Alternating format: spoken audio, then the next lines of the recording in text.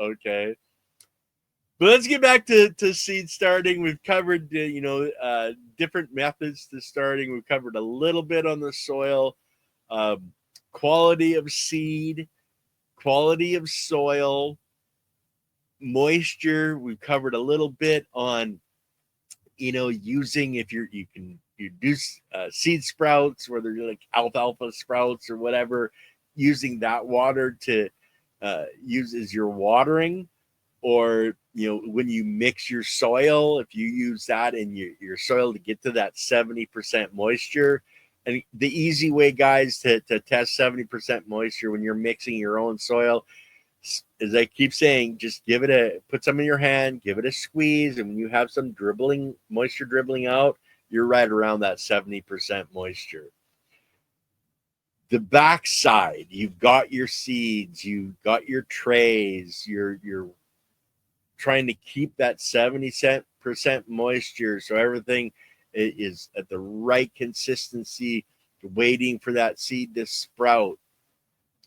One of the ways to keep that, you take your tray, you do your watering, you allow the moisture to come through so that there's excess.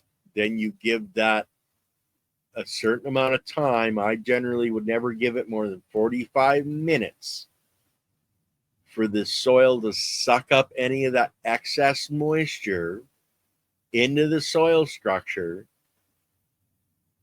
before I would take that tray. And I'm using a tray that has the holes in the bottom so the moisture can drain out. On another tray that doesn't have that, I would take that, lift my first tray up, move it over under my lights to let it sit there. I'm consistently trying to keep my soil from going hydrophobic or drying out. I want that moisture to fully involve all of my soil. I don't want any dry spots, because it's not going to kill your seed. It's going to harm your biology. Your biology needs that moisture for it to grow and make more biology, so that when your seed pops and that biology comes out of the seed, that biology, that life is there in abundance for the biology in the seed to grab onto, connect with. Okay, that's where, if like, and I start with healthy seeds. I start with seeds where I've grown them, kept them, so I know that they can handle a high biological soil. If you're just using straight dead dirt, there's not really going to be any biology there. When you put the seed in, though, the biology on the outside of the seed is going to start, let's use the word, invading your soil. Okay, it's going to start taking off and growing and interacting with the granular grains of soil that you have, and it's going to start doing its job. And you don't want that to back off, because that's the biology that was on that seed. So the biology inside that seed, when it comes out, it's going to interact with the biology that was on the outside, and it should form a sweet dance of life coming together and working together. It's all about that health, that vibrancy that you are creating. So if you have those healthy, vibrant seeds that can handle the higher biological life, that's what you want to do. If you're starting with seeds that you're not sure of, then start with the bare minimum.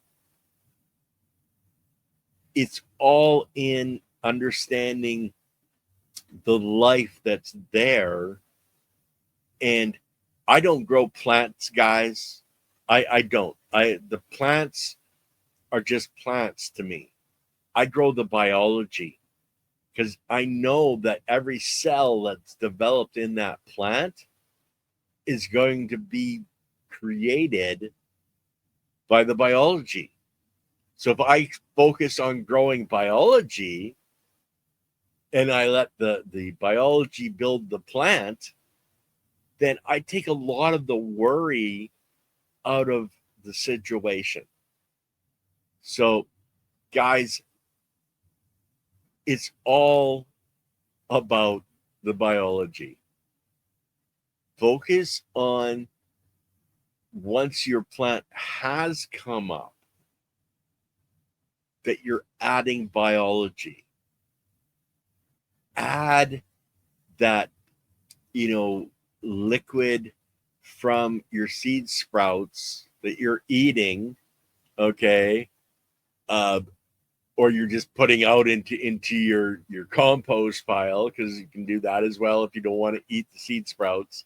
But use that liquid that's full of the biology, full of that life.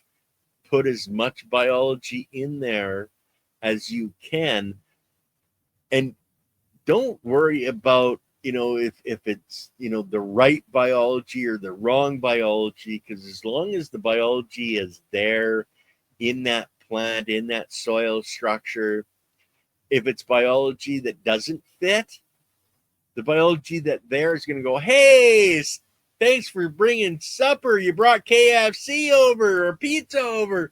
Cool.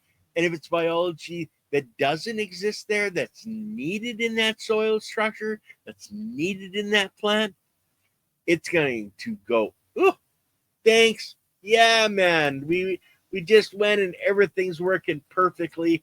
I've got this extra biology that's going to go in mine, say boron. Okay. And I didn't have that before. Now I've got it. And oh, that's just perfect. You guys brought the right workforce to me. So it's either going to be a food source or it's going to be a workforce coming in to help your biology that's growing your plant, that's growing you. That's where the seed sprouts, the microgreens, your sprouts, it's got so much more of the components necessary for your biology when you consume that, for your gut biology, to go, oh, hey, man, I was missing that. Okay.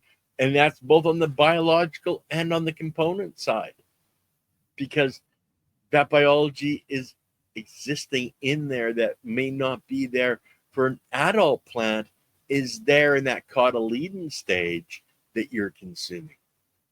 So it's all based on what you have available to you to do.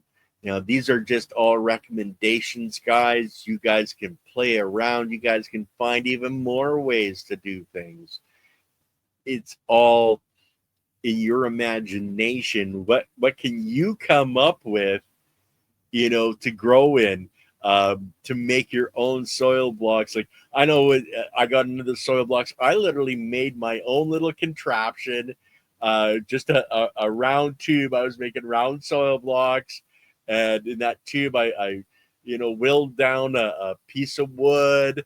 Okay, so it slid perfectly in there. Then I put a screw head on the bottom so it would poke a little hole, and I put X amount of soil in, and then I'd ram that in nice and tight, and then I'd push it out, and I'd have a little round soil block. What can you come up with?